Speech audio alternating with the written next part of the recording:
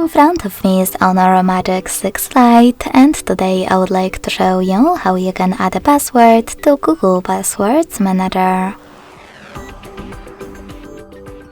Begin by opening Settings and scrolling all the way down to access Google. Then select All Services, click on Autofill, Autofill with Google, and Google Password Manager. Following that, if you can't see any of those options, that means that you never added a password before. To make them visible, click on this here at the top right corner.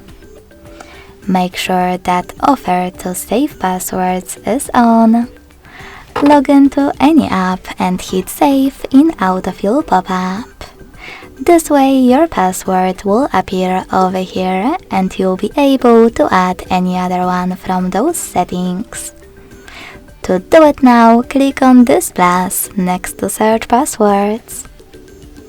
Then input all of those informations. At the top, chosen website, or by clicking on Select App, one of your apps.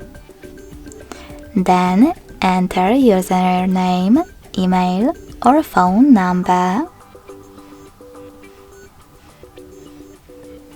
password,